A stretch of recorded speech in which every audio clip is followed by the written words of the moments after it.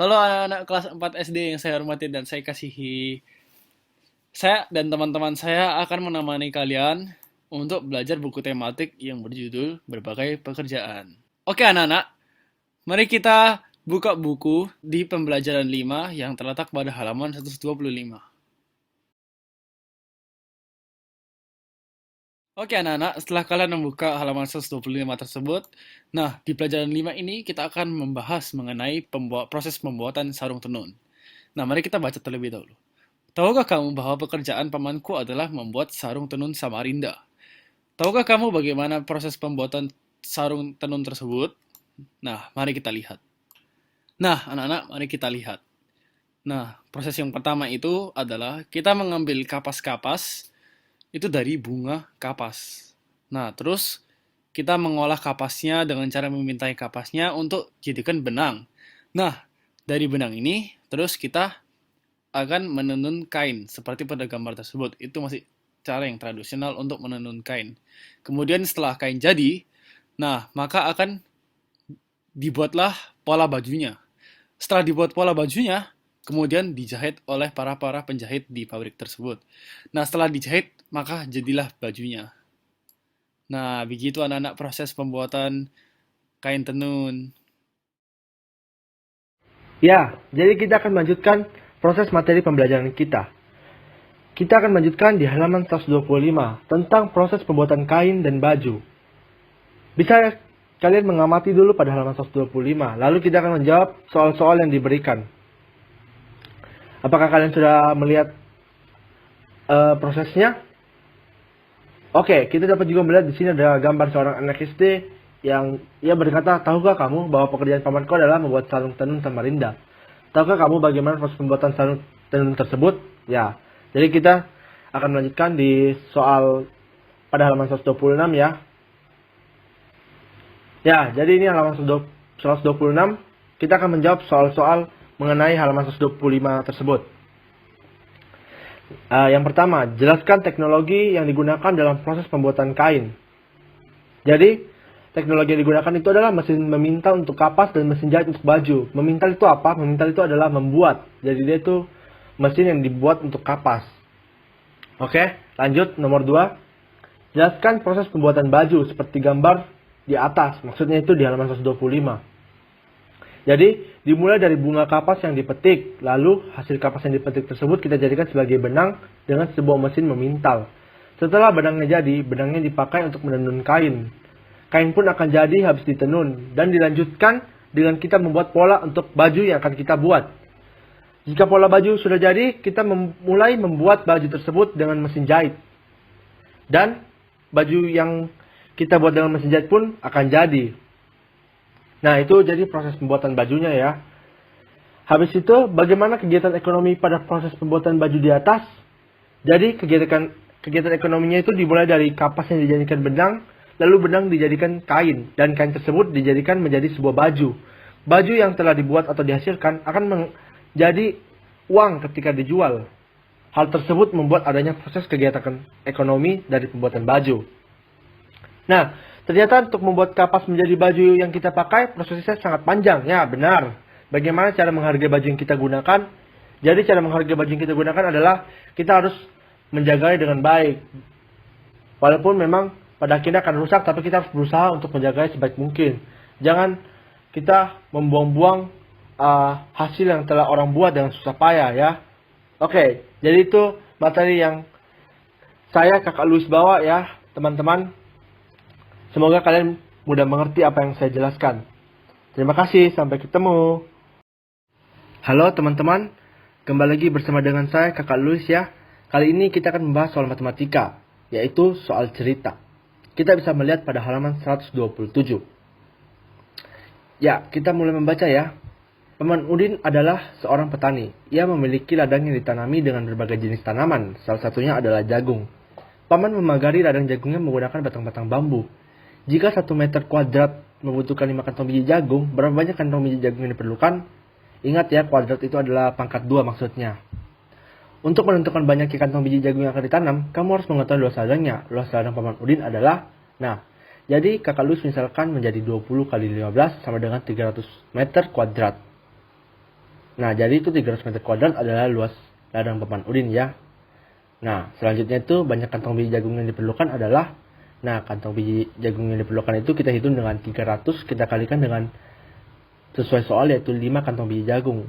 Maka hasilnya sama dengan 100.500 kantong biji jagung yang diperlukan. Untuk membuat pagar sebuah bidang area, kamu harus mengetahui keliling bidang tersebut. Keliling ladang papan Udin adalah, nah saya misalkan menjadi angka 2 di depan, kelilingnya adalah 2 kali 20 kali 15, 20 dan 15.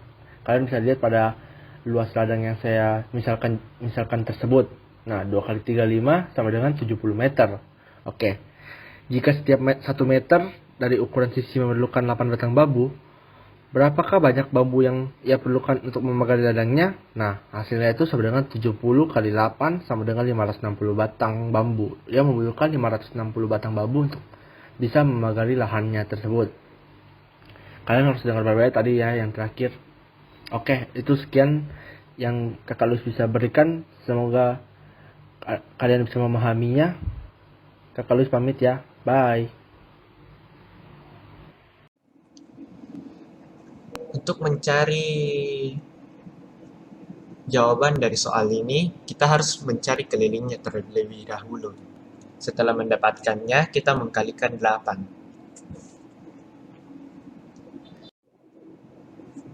Setelah itu kita ada games untuk membuat segitiga.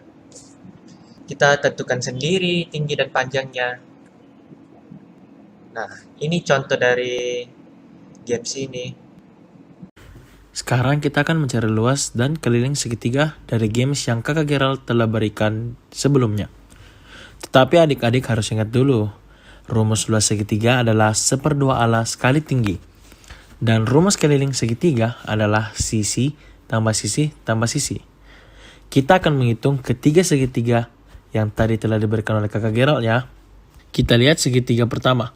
Pada soal sebelumnya, hanya satu sisi yang diketahui panjangnya.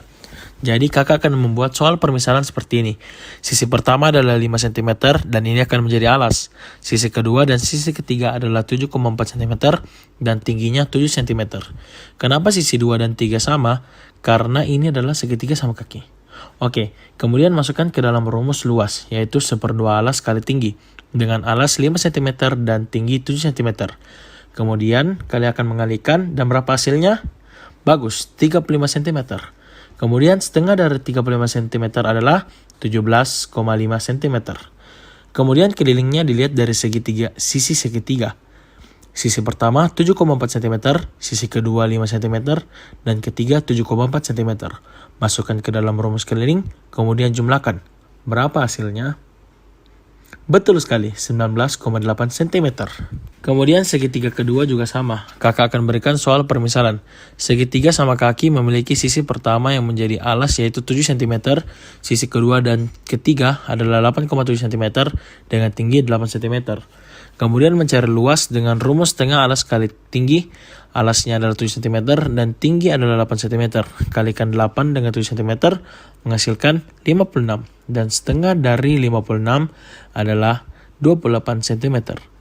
Kemudian keliling dengan memperhatikan sisinya. Sisi yang pertama adalah 8,7 cm, sisi kedua adalah 7 cm, dan sisi ketiga adalah 8,7 cm. Kemudian jumlahkan dan hasilnya adalah tepat sekali, 24,4 cm. Terakhir adalah segitiga ketiga. Segitiga ini adalah segitiga sama sisi. Jadi ingat, ketiga sisinya sama. Sisinya adalah 6 cm. Dengan kata lain, sisi 1, 2, dan 3 sisinya panjangnya sama. Kemudian, segitiga ini memiliki tinggi 5 cm. Mencari luas dengan rumus setengah alas kali tinggi.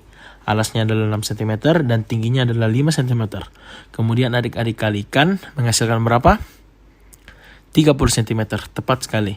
Dan setengah dari 30 cm adalah 15 cm. Kemudian keliling didapatkan dengan menjumlahkan ketiga sisinya. Kebetulan ini adalah segitiga sama sisi. Jadi ketiga sisinya sama, yaitu 6 cm, 6 cm, dan 6 cm. Dijumlahkan menghasilkan 18 cm. Good job adik-adik. Nah, pada pembelajaran sebelumnya, adik-adik sudah menggambar kapal nelayan. Sekarang adik-adik akan memajang gambar tersebut sekeliling meja Dan adik-adik akan menaruh komentar adik-adik pada secari kertas dan akan menukar hasil karya adik-adik dan teman adik-adik.